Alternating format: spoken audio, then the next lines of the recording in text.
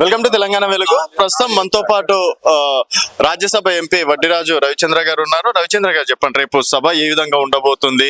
So రేపు సభతోటే మళ్ళీ BRS party ఎదుగుదలకి అలాగే అధికారంలో రావడానికి తొలిమెట్టుగా భావించవచ్చా, లేకపోతే ఇది కేవలం బీఆర్ఎస్ పార్టీ సభగానే మిగిలిపోతుంది అని చెప్పేసి అనుకోవచ్చు? బీఆర్ఎస్ పార్టీ ఎదుగుదల కాదు, ఆల్రెడీ ఎదుగున్న పార్టీ. 25 వసంతాలు పూర్తి చేసుకున్నటువంటి పార్టీ. రజతోత్సవ సభ ఇది, సిల్వర్ జూబ్లీ ప్రోగ్రామ్. 25 సంవత్సరాలు బ్రహ్మాండంగా 14 ఏళ్ళు ఉద్యమం చేసి 30 ఏళ్ల కోరికను తెలంగాణ రాష్ట్రాన్ని తెచ్చి సాకారం చేసి ప్రజలందరి ముందు ఉంచి స్వేచ్ఛా వాయువులు పీల్చుకునే విధంగా తెలంగాణని ఇచ్చిన పార్టీ, తెచ్చి కష్టపడి తెచ్చి ఇచ్చిన పార్టీ, ప్రజలందరూ అనుభవిస్తున్నటువంటి స్వేచ్ఛా వాయువులు పీల్చుతున్నటువంటి పార్టీ. అది రజతోత్సవ సభ. స్వచ్ఛందంగా తెలంగాణ రాష్ట్ర ప్రజలు లక్షలాదిగా రాబోతున్నటువంటి సభ. Is a history. చరిత్రలో ఇది ఒక మంచి అధ్యాయం, సువర్ణ అక్షరాలతో లిఖించదగ అధ్యాయం ఇది. దీన్ని ఖచ్చితంగా కూడా కేసీఆర్ గారు తెలంగాణ ప్రజలకు ఒక మనోధైర్యాన్ని నింపే సభ. అలవిగాని హామీలతో అధికారంలోకి వచ్చినటువంటి కాంగ్రెస్ పార్టీ మీద ప్రజలు తిరుగుబాటు ధిక్కారణ ధోరణితో ఉన్నటువంటి దాని మీద ప్రజలందరికీ ఒక ధైర్యాన్ని నింపే సభ. కేసీఆర్ సందేశం ఇవ్వబోతున్నారు. అది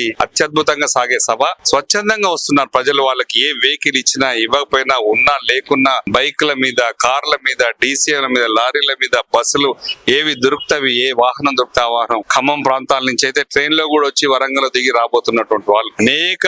ఏ వ్యాపార వర్గాలు గాని, విద్యార్థులు గాని, రైతులు గాని, మహిళలు కూడా ఏ ఒక్కరు కూడా, ఆటో కార్మికుల దగ్గర నుంచి ఏ ఒక్కరు కూడా సంతోషంగా లేనటువంటి వాతావరణం. ఇది ఖచ్చితంగా కూడా రేపు జరగబోయే సభ తెలంగాణ రాష్ట్రానికి మరొక మలుపు. ఈ రాష్ట్రానికి బీఆర్ఎస్ పార్టీ, కేసీఆర్ గారే శ్రీరామ రక్ష అని చెప్పేసి చెప్పక తప్పదు.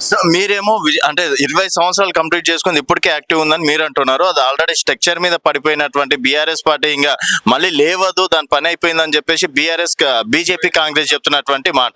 మరి వాళ్ళ నమ్మచ్చా?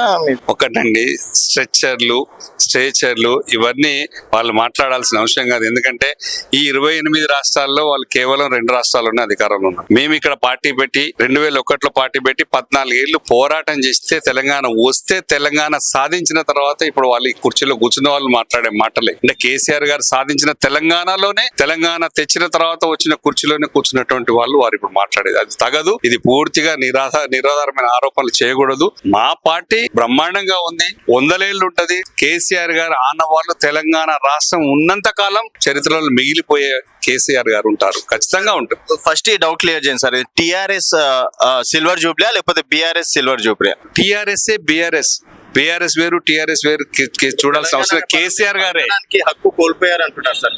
ఎవరన్నారని తెలంగాణ అనకపోతే ఇప్పుడు ఆయన వేరే ఏమని రాష్ట్రం పెట్టారు? ఇప్పుడు తెలంగాణ రాష్ట్ర ముఖ్యమంత్రి అంటున్నారా, తెలంగాణ రాష్ట్ర ముఖ్యమంత్రి కాదంటున్నారా? ఇంకా వేరే తెలుగు ముఖ్యమంత్రి అని చెప్పుకుంటున్నాడా? కాదు కదా. తెలంగాణ రాష్ట్రం సాధించింది, ఉద్యమ పోరాటం అయిపోయింది, రాష్ట్ర అభివృద్ధి కార్యక్రమాలు చేపట్టడం జరిగింది. ఇంకా అభివృద్ధి కావడానికి మేము అవసరమైన మేరకు అందరి శక్తిని కూడగట్టి దేశం మొత్తం విస్తరించాలనుకుంటున్నటువంటి ఒక ముఖ్య ఉద్దేశంతో పెట్టినటువంటి పార్టీ. రాజకీయాల్లో గెలుపులు ఓటములు సహజం, దాని గురించి మాట్లాడుకోవాల్సిన అవసరం లేదు. మళ్ళీ ఖచ్చితంగా రాబోయేది మా పార్టీ అధికారంలోకి వస్తుంది. ఖచ్చితంగా బీఆర్ఎస్ పార్టీ తెలంగాణ ప్రజలకు శ్రీరామ రక్ష. ఖమ్మం గడ్డ పైన మళ్ళీ బీఆర్ఎస్ అంటే ఎగుతుంది అనుకోవచ్చు. ఇప్పటి వరకు 2014లో ఒకే ఒక్క సీట్ ఇచ్చిన ఖమ్మం, 18లో ఒకే seat. First Kothagudem, next Khammam, మొన్న భద్రాచలం ఇచ్చినటువంటి ఖమ్మం ఉమ్మడి ప్రజలు ఖచ్చితంగా ఈసారి ఎక్కువ సీట్లు, దాదాపు 8 నుంచి 9 సీట్లు, ఈసారి 10 వచ్చిన ఆశ్చర్యం లేదు. అలాంటి వాతావరణం ఖమ్మం నుంచి తిరుగుబాటు స్టార్ట్ అవుతుంది. మొదటిసారి మేము ఖమ్మం ప్రజలు ఖచ్చితంగా తిరుగుబాటు ధోరణిలో ఉన్నారు కాంగ్రెస్ పార్టీపై. ఇది బీఆర్ఎస్ పార్టీ విజయానికి నాంది అని చెప్తున్నాం. మొత్తానికి రేపు కేసీఆర్ సభ కోసం చాలా మంది ఎదురు చూస్తున్నారు. లక్షలాది మంది స్వచ్ఛందంగా వచ్చే అవకాశం ఉందని చెప్పేసి కూడా రాజ్యసభ ఎంపీ వడ్డిరాజు రవిచంద్ర రాజు గారు చెప్తున్నటువంటి